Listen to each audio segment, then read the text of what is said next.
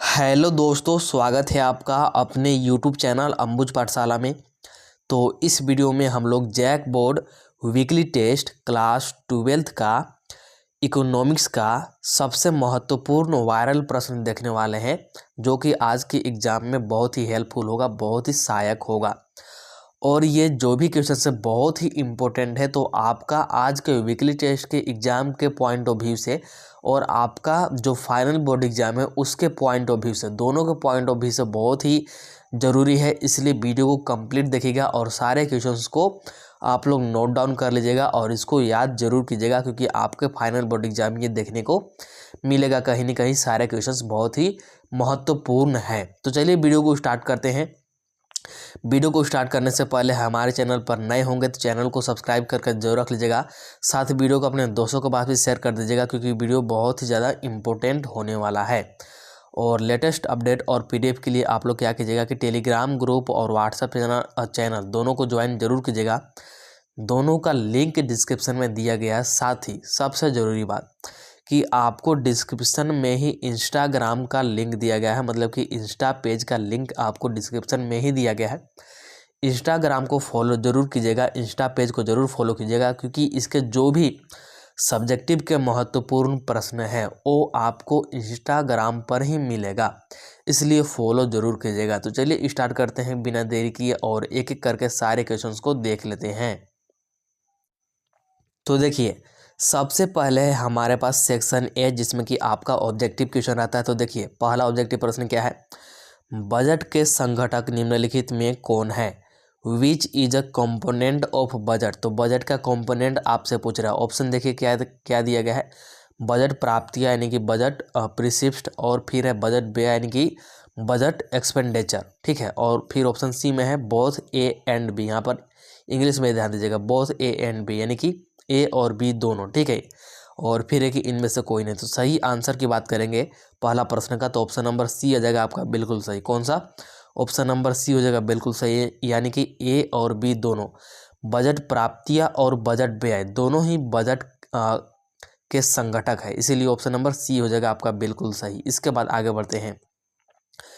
तो दूसरा प्रश्न है, प्रत्यक्ष कर है डायरेक्ट टैक्स इज। तो डायरेक्ट टैक्स कैसा है, मतलब कौन है? आय कर है, उपहार कर है। आय कर को बोलते हैं इनकम टैक्स और उपहार कर को बोलते हैं गिफ्ट टैक्स। फिर है ए और सी दोनों, जो कि यहाँ पर ए और सी नहीं है बल्कि ए और बी है, बोथ ए एंड बी। और फिर है कि इनमें से कोई नहीं, यानी कि नॉन ऑफ दिज। सही आंसर की बात करेंगे तो क्या आ जाएगा हमारे पास? सही आंसर की बात करेंगे तो ऑप्शन नंबर सी आ जाएगा बिल्कुल सही, यानी कि बोथ ए एंड बी। तो जो आपका आय कर है यानी कि इनकम टैक्स है, और साथ ही जो आपका उपहार कर है यानी कि गिफ्ट टैक्स है, दोनों ही आपका कैसा है? डायरेक्ट टैक्स है, यानी कि प्रत्यक्ष कर है। कैसा? प्रत्यक्ष कर। इसीलिए ऑप्शन नंबर सी हो जाएगा दूसरा का भी सही। इसके बाद आगे बढ़ते हैं। तो तीसरा प्रश्न देखिए क्या है। व्यय ऐसे व्यय जो सरकार के लिए किसी परिसंपत्ति का सृजन नहीं करते कहलाते हैं। The expenditures which do not create assets for the government is called. तो उसको हम लोग क्या बोलते हैं? ऑप्शन देखिए सबसे पहले, राजस्व व्यय यानी कि रेवेन्यू एक्सपेंडिचर। फिर है पूंजीगत व्यय यानी कि कैपिटल एक्सपेंडिचर। और फिर है ए और यहाँ पर बी, ए और बी दोनों, यानी कि बोथ ए एंड बी। और फिर इनमें से कोई नहीं। तो सही आंसर क्या जगह? सही आंसर जगह राजस्व व्यय यानी कि रिवेन्यू एक्सपेंडिचर, यानी कि ऑप्शन नंबर कौन सा? ऑप्शन नंबर यहाँ पर हो जाएगा ए करेक्ट। तीसरा का कौन सा? तीसरा का ए हो जाएगा बिल्कुल सही। इसके बाद देखिए, चौथा प्रश्न क्या है, जो कि बहुत ही इंपॉर्टेंट प्रश्न है और ये कई बार बोर्ड एग्जाम में पूछा जा चुका है। तो देखिए क्या है चौथा प्रश्न। भारत में 1 रुपया का नोट कौन जारी करता है? तो जो आप लोग 1 रुपये का नोट अगर देखे होंगे, तो जो 1 रुपये का नोट होता है, तो भारत में 1 रुपये का नोट कौन जारी करता है? In India 1 rupees note is issued by. तो सही आंसर क्या आ जाएगा हमारे पास?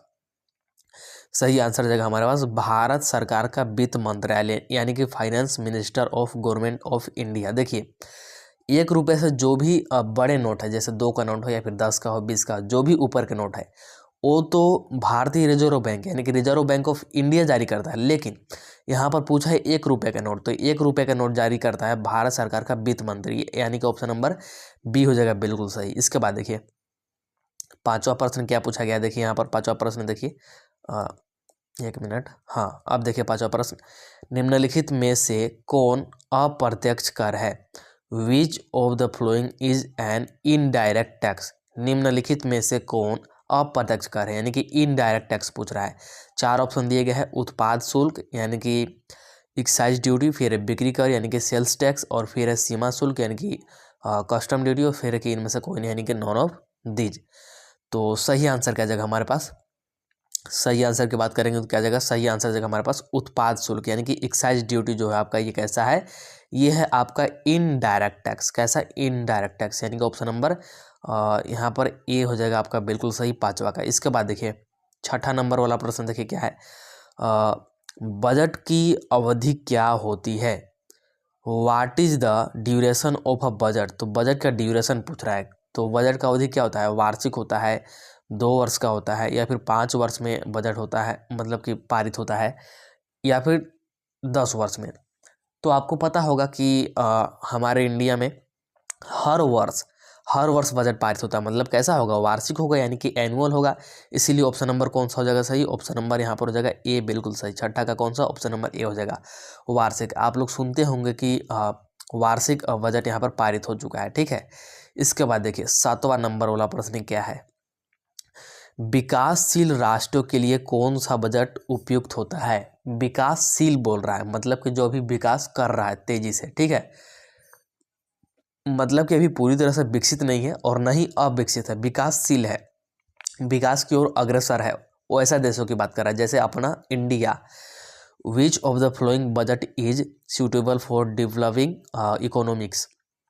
तो सही आंसर क्या जगह हमारे पास? सही आंसर आ जाएगा घाटे का बजट, यानी कि जो डाइटेड बजट होता है ना, ये सही होता है, यानी कि ऑप्शन नंबर ए हो जाएगा आपका बिल्कुल सही 7वां नंबर वाला प्रश्न का। इसके बाद देखिए आठवां क्या है, वस्तु की पूर्ति के निर्धारक घटक कौन से हैं?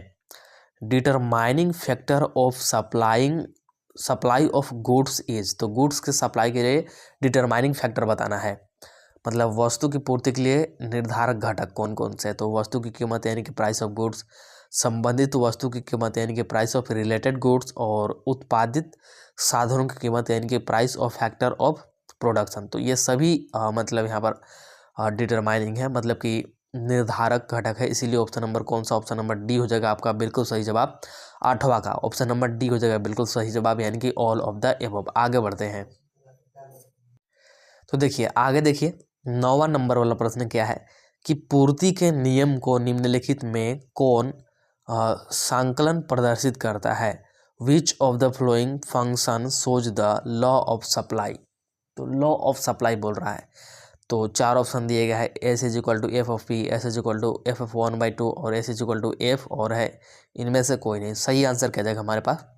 सही आंसर आ जाएगा हमारे पास S is equal to function of P, यानी कि ऑप्शन नंबर क्या जाएगा? ऑप्शन नंबर ए आ जाएगा बिल्कुल सही जवाब 9वां नंबर वाले का।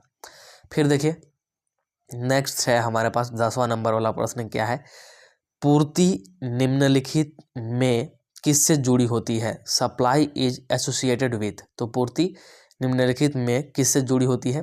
तो 4 ऑप्शन दिए गए हैं। सही आंसर की बात करेंगे तो क्या आ जाएगा?